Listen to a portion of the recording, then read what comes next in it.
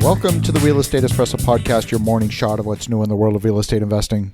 I'm your host, Victor Menashe. On today's show, we're talking about how to reduce our energy footprint and one of the obstacles to doing so. Energy consumption per capita in the US and Canada is among the highest in the world. While our homes have become more energy efficient, we still have a long way to go. One ideal is the so-called zero energy footprint home. These homes not only lead the way in terms of energy efficiency, they also produce enough energy to cover their consumption needs over an annual basis. All of this comes at a price. The cost of building such a home is definitely higher than vanilla stick-built construction. Since housing affordability is one of the most important issues in our communities, the idea of spending even more is outrageous to some people. One of the leaders in green technology and clean tech is a gentleman named Vinod Khosla. I met Vinod back in the 1980s. He was the founder of Sun Microsystems in Silicon Valley. His company created some of the greatest breakthroughs in computing technology, dating back to the 1980s. His company has since been acquired by Oracle, and he runs a venture capital firm called Khosla Ventures. He has a very pragmatic view of green technology. If the technology requires a government subsidy to be viable, it's not that interesting to him. If it requires massive investments in infrastructure, it's not interesting. Your Toyota Prius or your Tesla reduces greenhouse gas emissions by a tiny micro fraction of a percentage. And until you come up with a technology that will convince the low-income family in China or the single mother in New Delhi to stop cooking dinner on an open-air fire using 2 bricks of coal, we're going to struggle to make headway in our global environmental challenge. The obstacles that make pollution the path of least resistance need to be removed. And on today's show, we're talking about one of those challenges. This is the story of Brad McLaughlin. He's a home builder in New Brunswick, Canada, who built a zero-footprint home in 2017. His certified net zero home has maxed out energy efficiency. The house is insulated with concrete walls. It has triple glazed windows and 44 solar panels and a backup rechargeable battery system.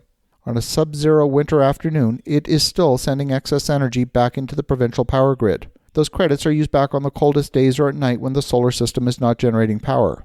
But the 3-bedroom, 2-bath home stubbornly refuses to sell. It's been on and off the market since 2017. Starting out, Mr. McLaughlin's asking price was $695,000.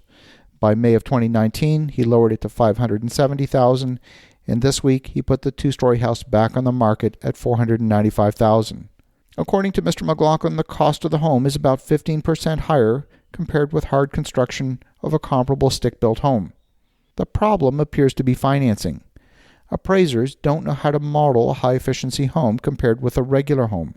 They see the comparable sales in the neighborhood, they see the comparable construction costs in the area, and they don't recognize the lower cost of ownership associated with a zero-footprint home. Their financial model assumes the energy consumption will be the same as a conventional home, and the purchase and sale price would be identical to any other home in the area. The lenders also impose additional stress tests on borrowers, which makes the process of qualifying for a larger loan more difficult. Simply put, the home is priced out of the market, and no lenders will construct a financial model that makes a zero-footprint home financially feasible for the average person. Now, high-ratio mortgages in Canada are funded by the Canada Mortgage Housing Corporation.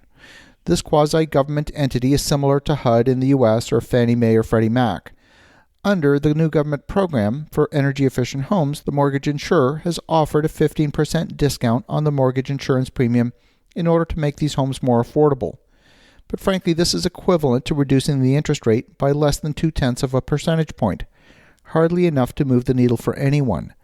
The problem isn't the interest rate. Interest rates are already at historic lows. The problem is in recognizing the value of the property for the purpose of loan qualification. The technology for zero footprint is here. It's a little expensive, but not dramatically out of line. Here's the problem. Home prices in my area have gone up 19% in less than a year. Appraisers and lenders are happy to recognize a 19% increase as perfectly normal in a market, and lenders are willing to lend against it.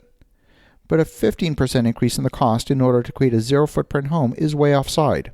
There's a certain silliness that allows a price increase of 8%, 15%, or 19% in a single year to be perfectly okay if it's driven by market forces. But the construction of infrastructure that will make a home zero footprint for the life of the home is not considered to be a legitimate part of the home value. As you think about that, have an awesome rest of your day. Go make some great things happen. talk to you again tomorrow.